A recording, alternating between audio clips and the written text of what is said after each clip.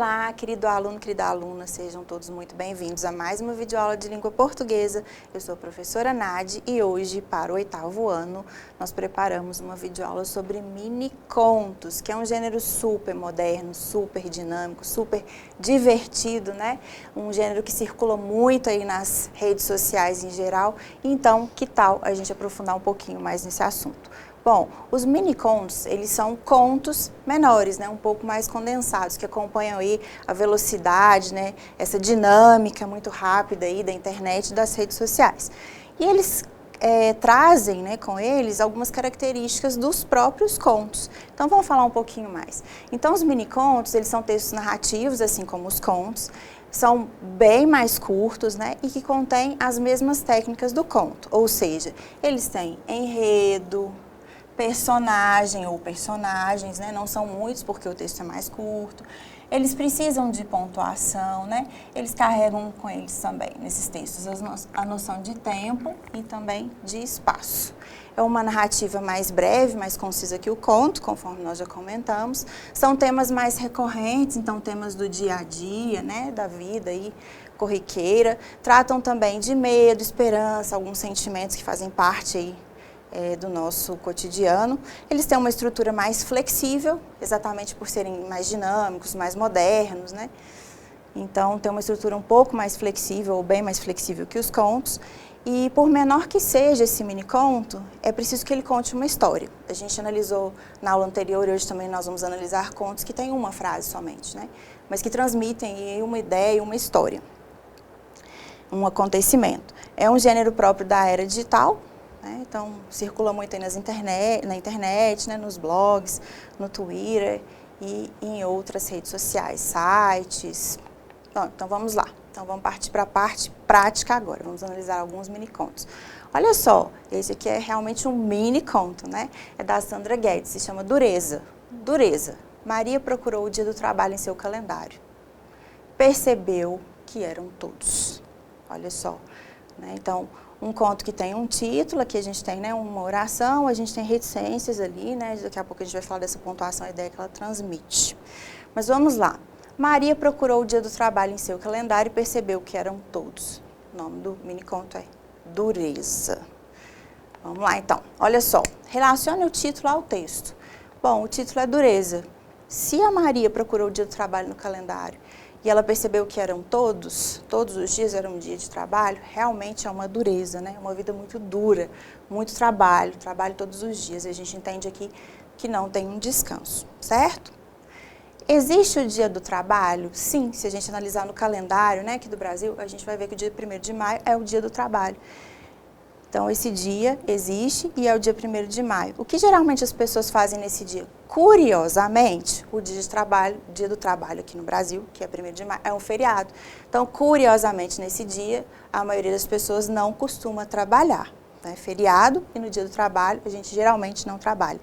E esse dia existe para Maria? Bom, a gente percebe que não, né? A gente entende aqui, né, nas entrelinhas, na interpretação do texto, que ela percebeu que dia do trabalho eram todos os dias, ou seja, ela não descansa, então provavelmente ela trabalha, inclusive, no dia do trabalho. Bom, bem interessante, né? E olha só, como que um texto tão curto dá margem para tanta interpretação, para a gente refletir sobre tanta coisa. Bom, vamos lá. Segundo, olha esse também, como é curtinho. É de Cíntia Moscovitch. Morte, uma vida inteira pela frente. O tiro veio por trás. Então, olha, o título é Morte, uma vida inteira pela frente. O que significa ter uma vida inteira pela frente? Uma pessoa jovem, né, que tem muitas expectativas, que tem muito o que fazer ainda, muitas realizações, muitas conquistas, um futuro pela frente, né, uma vida inteira pela frente. E o tiro veio por trás, né? Então, o que vem por trás geralmente são coisas que a gente não está visualizando, que a gente não está esperando, né? E um tiro por trás, né, ele provavelmente é fatal. Se a gente leva um tiro por trás, né, então provavelmente as consequências serão aí de morte, né, que o próprio título traz para a gente aí como informação. Mas vamos lá, vamos analisar. Qual é o acontecimento único e particular focalizado no mini-conto? Então, esse mini-conto só tem um acontecimento. Qual que é? A vida de alguém, um tiro vindo por trás, a morte de uma pessoa com um tiro, ou ninguém sabe quem atirou. Então, qual que foi esse único acontecimento aí, né, que falou? Então, a morte de uma pessoa com um tiro, né? Essa aqui é a melhor alternativa, que é a mais completa. Então, uma pessoa ali foi morta, né? A gente tem essa informação pelo tiro que veio por trás e também pelo título. 3. O que o miniconto sugere em relação à personagem que vivencia esse acontecimento? Então, era uma pessoa que passava pela rua, era alguém otimista e promissor, né? O personagem morava em uma comunidade, era uma mulher idosa. Então, vamos lá, vamos voltar aqui. Morte, uma vida inteira pela frente e o tiro veio por trás. Então, vamos lá. Era uma pessoa que passava pela rua, era alguém otimista e promissor, o personagem morava em uma comunidade ou era uma mulher idosa? Bom, a gente entende que era alguém otimista, né, com um futuro aí promissor, que tinha uma vida inteira pela frente. Então, essa é a alternativa mais adequada. Vamos lá, ainda sobre o miniconto Morte. O acontecimento único e particular cria um contraste com a caracterização da personagem na narrativa. Qual alternativa explica essa afirmativa? Então, qual das alternativas vai dar esse contraste, né, entre o acontecimento e a caracterização da personagem? Letra A. A morte por causas não naturais cria um contraste com a caracterização da personagem como um jovem cheio de vida, pela oposição entre morte e vida. Então, né, cheio de vida pela frente e o tiro veio por trás. Então, frente e trás. Futuro e aí a vida encerrada ali, né, o ponto final. Ou letra B, era um jovem da periferia de São Paulo. Bom, a gente não tem informações suficientes para fazer essa afirmação. Uma pessoa de grande poder aquisitivo? Ou uma moça que estava dentro de casa e não na rua? Bom, então, letra A, né? A gente tem esse contraste aí, né? Cheio de vida, futuro promissor, uma vida inteira pela frente e o tiro veio por trás. Então, aqui a gente tem um contraste, né, entre vida e morte, né? Futuro pela frente, né, que foi finalizado aí, né, por um acontecimento que não era esperado. Olha só isso que bacana também, ó, outro mini conto, chama Neném, de Marcelo Spalding. Depois de muitos anos e várias tentativas, ele chegou chorando forte. A cunhada foi a única com coragem de trazê-lo. Muitas interpretações possíveis aí, né? Olha só, Neném, depois de muitos anos e várias tentativas, né? Muitos anos e várias tentativas de ter um bebê, ter um filho, quem sabe? Ele chegou, chorando forte. Bom, chegou chorando forte, a gente pode entender aí o nascimento do bebê? A cunhada foi a única com coragem de trazê-lo. Por que que a cunhada foi a única que teve coragem de trazê-lo? Trazê-lo de onde? Onde esse bebê estava? Será que ele foi trazido de algum outro lugar para essa família que aguardava, que esperava? Por que será que só a cunhada teve coragem, né, de trazer esse bebê?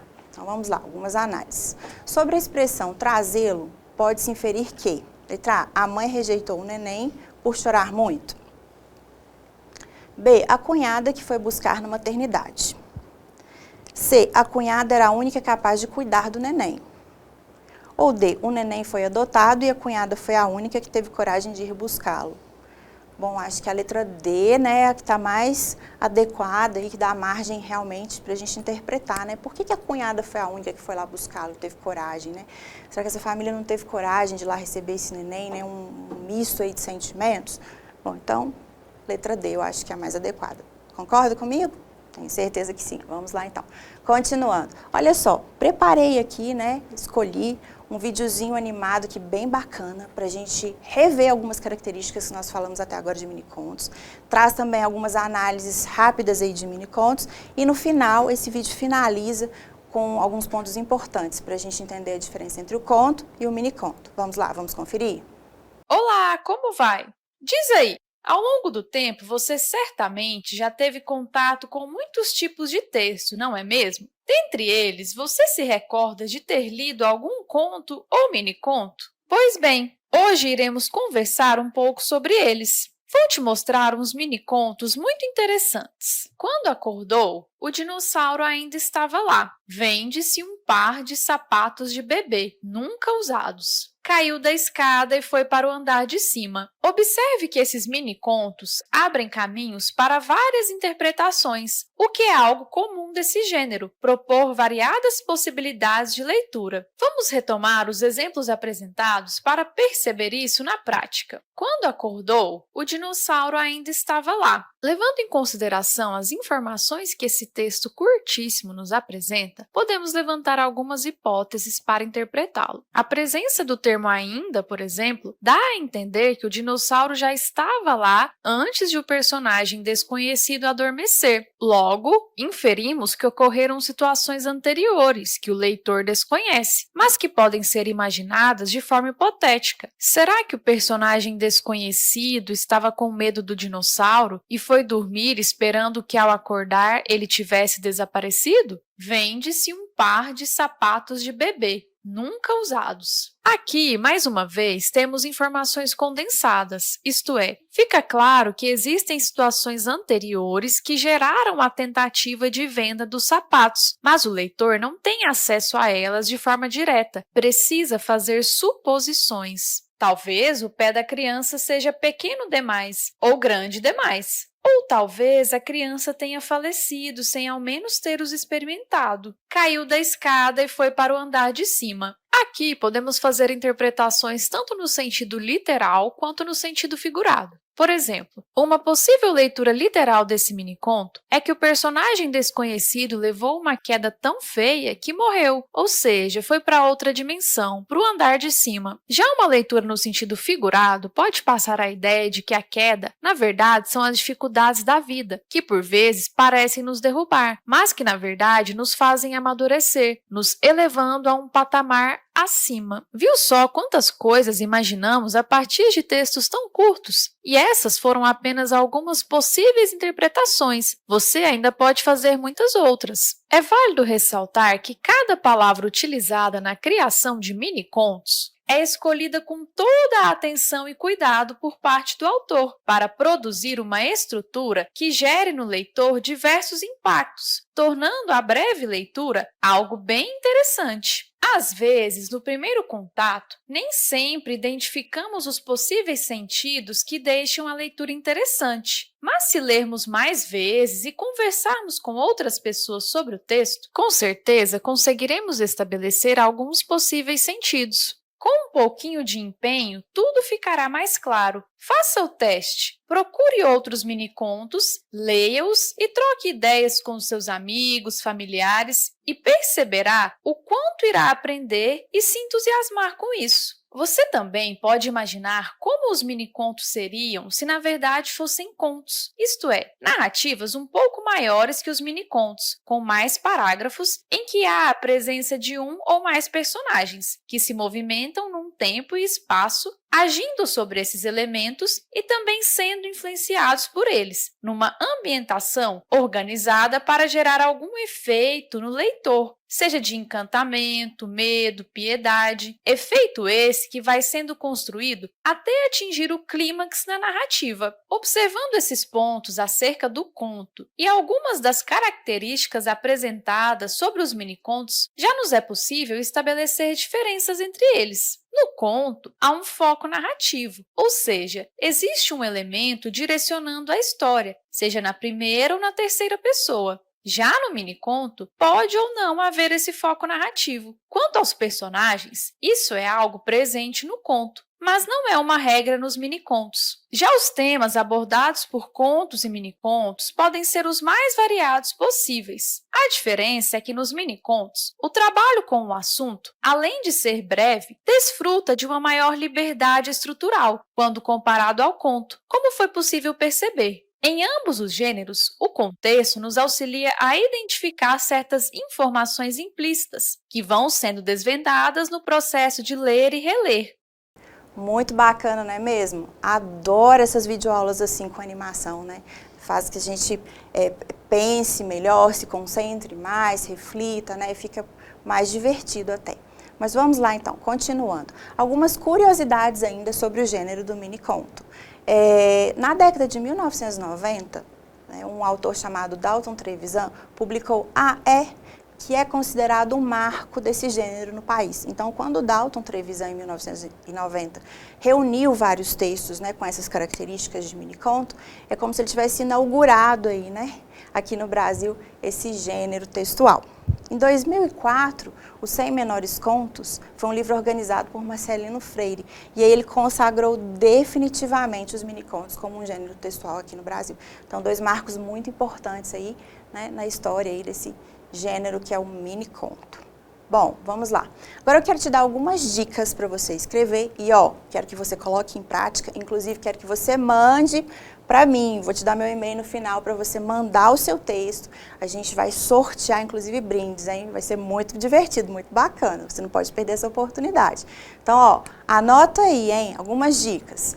Primeiro, para a gente escrever um miniconto, a gente tem que ter em mente que tem que ser um texto curto, porém criativo. Olha só, somente a ideia principal deve estar presente. Então, se é um texto conciso, não dá tempo de ficar falando muito, explicando muito ou descrevendo muito. Narratividade, então deve ser narrado, você vai contar um fato, uma ação, uma história, né? Que seja criativa e que dê margem para a gente fazer outras interpretações. Isso é um ponto essencial. Então, não perca muito tempo com descrições, certo? Efeito. O efeito do miniconto sobre o leitor deve ser semelhante ao de um conto longo. Então, ele tem que trazer ali um sentimento, uma interpretação, uma reflexão, uma ironia, né? Alguma coisa nesse sentido, né? Ele tem que afetar o leitor de alguma maneira. Abertura. O conto deve prender a atenção do leitor logo no início. Então, seja criativo, né? Inclusive, pense aí num título que tenha a ver com a interpretação, que traga algumas informações, né? Que prenda a atenção do leitor desde o início do seu miniconto. Exatidão. As palavras devem ser escolhidas minuciosamente para que nada exceda o essencial. Como a gente tem um texto conciso, né, eu tenho que escolher quais palavras realmente são necessárias para eu comunicar o que eu quero com o meu leitor. Quanto mais palavras você utilizar, mais você vai descaracterizar o miniconto, né, e assim ele acaba virando, às vezes, até um conto, ok? Vamos lá então, como eu disse para você lá no início, das dicas para escrever, você pode escrever seu miniconto, seja bastante criativo, mande para esse e-mail aqui, é o meu e-mail, e aí nós vamos sortear entre todos os participantes, todos aqueles que enviarem o miniconto para o e-mail, alguns brindes, ok? Não perca essa oportunidade, certo? Coloca lá no título, lá na mensagem, no e-mail lá, texto do miniconto, tá? Se você não está no 8º ano, não tem problema, pode concorrer também, pode mandar, você vai participar do sorteio. Então, envie o seu miniconto, nad.leite@gmail.com. Estou aguardando a sua participação, ok? Bom, então essa foi mais uma videoaula de língua portuguesa, minicontos para o 8º ano. Espero que você tenha gostado, te espero na próxima aula e espero o seu texto no meu e-mail, ok? Tchau, tchau, obrigada e até a próxima aula.